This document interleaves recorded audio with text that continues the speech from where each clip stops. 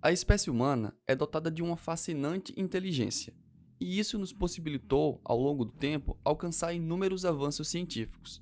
Porém, devido à nossa vasta variabilidade de pensamentos, alguns desses avanços eles refletiram negativamente no desenvolvimento da nossa espécie. E um desses avanços eu irei abordar aqui nesse primeiro especial do canal, a bomba atômica. Meu nome é Gabriel, sou biólogo e tenho medo de aranhas.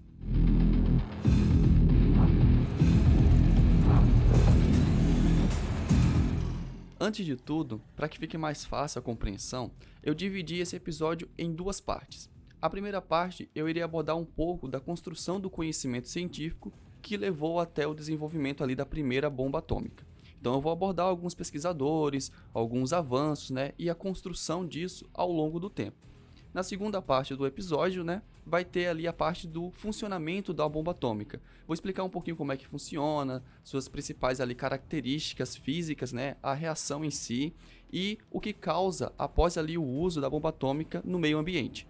Então o episódio ele vai ser desenvolvido nesses dois aspectos para que fique melhor e vocês consigam entender mais ali o contexto da bomba atômica e o seu funcionamento. Então, vamos lá! A nossa história começa no ano de 1895, no dia 8 de novembro, e tem como protagonista um pesquisador físico chamado Röntgen. Na universidade que ele trabalhava, que era a Universidade de Würzburg, na tarde desse dia, ele estava fazendo uma pesquisa comum em laboratório, como outro dia qualquer, e ele se deparou com um novo tipo de radiação, os raios-x. Essa descoberta deu a Röntgen o Prêmio Nobel de Física de 1901. Após a sua descoberta, um outro pesquisador começou a perceber que esses raios emitiam fosforescência. Para quem não sabe, a fosforescência é quando as moléculas estão bastante excitadas, elas retornam ao seu estado fundamental e esse retorno emite radiação. Esse pesquisador, chamado Henri Poincaré, começou a estudar esse processo e constatou esse tipo de fosforescência provocada pelo raio-x. Algum tempo depois, esse conhecimento ele chegou aos ouvidos de um outro físico chamado Becquerel. Esse pesquisador ele já estudava a fosforescência, mas quando ele soube que o raio-x poderia provocar esse fenômeno, ficou bastante curioso. E no ano de 1896, em experimentos em laboratório, Becquerel conseguiu constatar que sais de urânio emitiam uma radiação semelhante ao raio-x. Becquerel tinha acabado de descobrir a radioatividade. Mas ele não foi mais a fundo nessa nova descoberta, nem a reconheceu como tal. Em conjunto com essas descobertas, outra estava acontecendo. Quando a gente começou a nossa história em 1895 com Röntgen, ainda não se sabia muito sobre a estrutura do átomo, mas isso mudou bastante com a descoberta feita pelo pesquisador chamado John Thomson no ano de 1897. Thomson, em laboratório, ele conseguiu constatar que existia cargas negativas na estrutura ali do átomo, mas ele não a nomeou como os elétrons, que é o nome que a gente conhece hoje. E essa descoberta deu a Thomson o Prêmio Nobel de Física de 1906. Devido ao fato do Becquerel não ter ido mais a fundo na sua descoberta, um outro pesquisador, ou melhor, pesquisadora, ficou bastante interessado. Maria Skłodowska-Curie, no ano de 1898, apresentou seus estudos onde ela constatou que esses raios do Becquerel não eram a propriedade específica do urânio, e sim um fenômeno geral chamado radioatividade. Além disso, Maria Curie também contribuiu com a descoberta ali do polônio e do rádio. Agora recapitulando, dos anos de 1895 a 1898, a ciência já havia descoberto os raios-x, o elétron, a radioatividade e os elementos de polônio e rádio. Mas o modelo atômico ainda havia lacunas a serem preenchidas. No ano de 1911, um pesquisador chamado Rutherford propôs que o modelo atômico era composto por um núcleo carregado de prótons positivamente e ao seu redor tinha elétrons carregados negativamente. Esse modelo também foi complementado por outro pesquisador no ano de 1913, por Niels Bohr, onde o Bohr ele propôs que esses elétrons, na verdade, eles estavam em camadas de orbitais. Porém, ainda havia uma coisa a ser preenchida. O núcleo atômico, a massa dele no caso, era o dobro da quantidade de prótons, ou seja, ainda havia alguma coisa ali a ser preenchida nesse núcleo atômico. E isso mudou com a descoberta ali de James Chadwick, onde ele propôs ali os nêutrons, e ele ganhou o Prêmio Nobel de Física no ano de 1935 por sua descoberta. Após essas descobertas, no ano de 1934, um ano antes do Chadwick ganhar o Prêmio Nobel, um outro pesquisador fazia uma grande contribuição. Enrico Fermi conseguiu constatar que a irradiação do urânio dava origem a elementos transurânicos, que são elementos ali que têm um número maior que o próprio urânio. Esse experimento deu ali a Enrico Fermi o Prêmio Nobel de Física de 1938. Durante esse mesmo ano, enquanto se desenrolava ali os eventos do Prêmio Nobel, dois outros pesquisadores iriam fazer uma das maiores contribuições para a física nuclear. Hahn e Strassman, em seu laboratório, através do bombardeamento de urânio, eles conseguiram constatar como um subproduto desse experimento o bário. E nesse experimento, eles conseguiram constatar a fissão do núcleo, ou seja, eles descobriram a fissão nuclear. No ano seguinte, em 1939, Fermi e Niels Bohr estavam viajando ali para uma conferência na cidade de Nova York, na Universidade ali George Washington.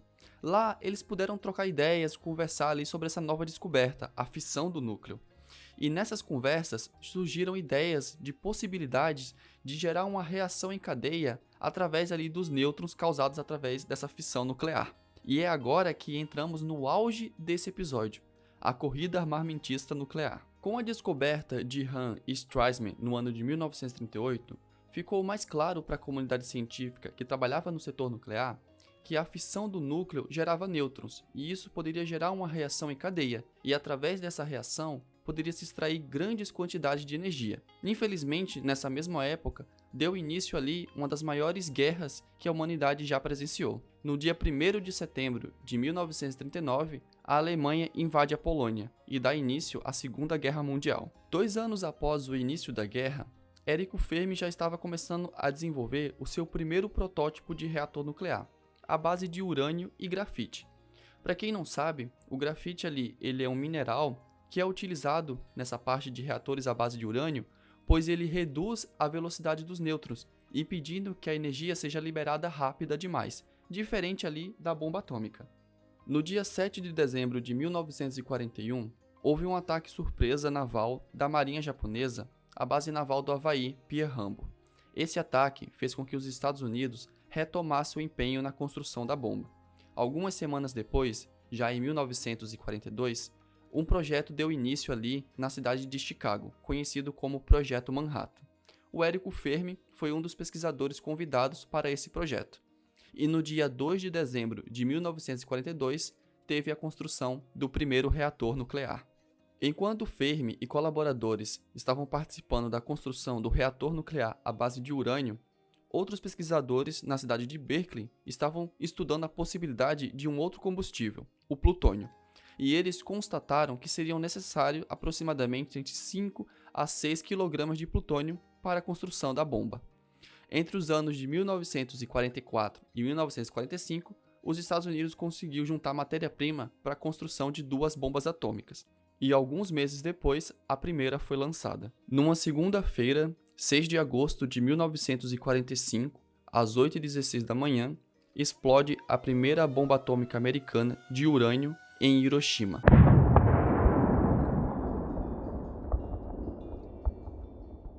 Dois dias depois, 9 de agosto, às 11h02, explode a segunda bomba atômica de plutônio em Nagasaki.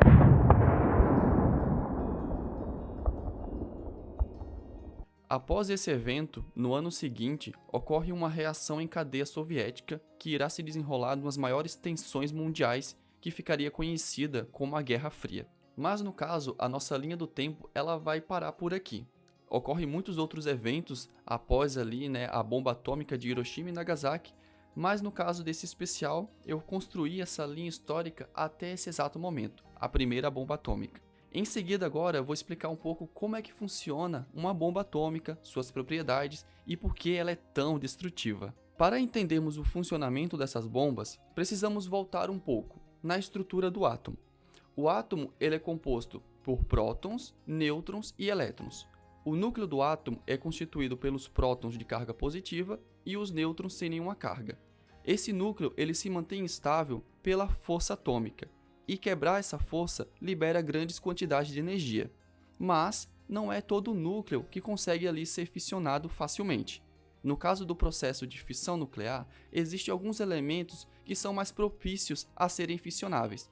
No caso, temos o urânio 235 e o plutônio 239. A quebra do núcleo atômico ocorre quando ele é bombardeado por nêutrons. Quando os nêutrons entram em contato com o núcleo, ele é rompido em duas partes aproximadamente iguais.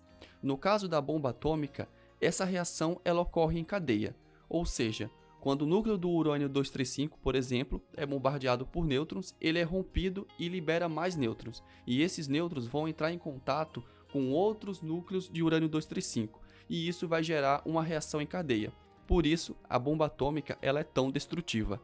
Tanto a bomba de Hiroshima, chamada de Little Boy, quanto a de Nagasaki, chamada de Fat Man, têm como princípio a fissão nuclear, mas seus dispositivos internos eram um pouco diferentes.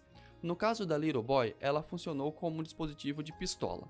Então, dentro dela existia um cano de ferro que na sua extremidade tinha o urânio 235 e na extremidade do míssil mais urânio 235. No momento em que essas extremidades se encostavam, os núcleos ali geravam a reação de cadeia e assim ocasionava a explosão. Já no caso da Fat Man, o seu dispositivo interno era funcionado como uma forma de implosão. Então dentro dela tinha o plutônio 239 em seu centro e ao redor foram acionados vários mini explosivos convencionais. Esses explosivos causaram pressão ali na parte interna do plutônio 239 e essa pressão gerou a fissão em cadeia ali dos núcleos do plutônio. No entanto, hoje não existe somente as bombas de fissão nuclear. Existem também as bombas de fusão nuclear, que elas são muito mais destrutivas que as de fissão. No caso delas, não ocorre a fissão do núcleo, em sim a fusão dele. No entanto, essas bombas elas participam desses dois processos. Para que elas funcionem, primeiro ocorre a fissão do núcleo, no caso ali, elas utilizam ali os hidrogênios, que são ali materiais mais leves, né? Então, no caso, ocorre a fissão ali do hidrogênio, para depois, em seguida, ocorrer a fusão, para gerar isótopos de hidrogênio. Esse processo gera muito mais energia que uma bomba de fissão nuclear. Hoje, estima-se no mundo que existam aproximadamente 14 mil bombas nucleares. E no caso, já existem cenários que cientistas desenvolvem caso ocorra ali uma guerra nuclear. Muitos países eles temem esse cenário, pois ninguém está ganhando. As consequências de uma guerra nuclear é conhecido ali como chamado de inverno nuclear. Após a explosão de inúmeras bombas ao redor do mundo, criaria uma camada na atmosfera impedindo que os raios solares entrassem no planeta. E com isso, a morte de vários tipos de vegetação e também dos animais. Além disso, tanto as bombas de fissão quanto de fusão, elas geram muita radiação, e a radiação ela destrói qualquer tecido que entre em contato com ela. Então, se vocês gostaram desse episódio, e claro, tenham mais algumas dúvidas ou até mesmo ali algumas perguntas, só deixar aqui embaixo nos comentários. Esse episódio demorou muito para ser construído, mas eu estou muito feliz que eu tenha construído ele aqui e trazido para vocês um pouco da história da bomba atômica e como funciona, e o seu potencial ali destrutivo. Um abraço e até o próximo episódio. Tchau, tchau.